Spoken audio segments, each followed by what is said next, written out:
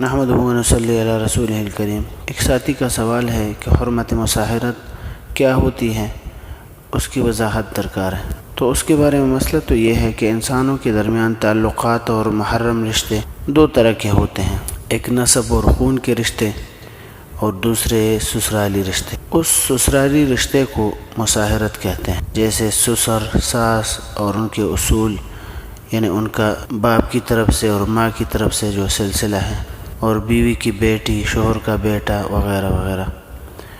ان رشتہ داروں سے حرمت کو حرمت مصاہرت کہا جاتا ہے۔ اسلام نے نسب اور مصاہرت دونوں قسم کے رشتوں کے احترام کا حکم دیا ہے، جو کہ ارشاد باری تعالیٰ ہے، بسم اللہ الرحمن الرحیم، وَهُوَ الَّذِي خَلَقَ مِنَ الْمَاءِ بَشَرًا فَجَعَلَهُ نَسَبًا وَصِهْرًا۔ سورہ فرقان کی آیت نمبر 54 ہے۔ اللہ تعالیٰ وہ ذات ہے جس نے پانی سے انسان کو بنایا اور پھر اس کو خاندان والا اور سسرال والا بنایا، اور اللہ پاک نے یہ تذکر احسان شمار کرنے کی جگہ پر کیا ہے، جو ان رشتوں کی عظمت اور قابل احترام ہونے کی دلیل ہے۔ حرمت مصاہرت جس طرح نکاح سے ثابت ہوتی ہے، اسی طرح زنا اور شرائط معتبرہ کے ساتھ دوائی زنا، یعنی شہوت کے ساتھ چونے اور دیکھنے سے بھی ثابت ہوتی ہے۔ لہٰذا اگر کوئی شخص کسی عورت سے نکاح کر لے یا اس سے وطی کر لے، خواہ وہ نکاح صحیحہ کے بعد ہو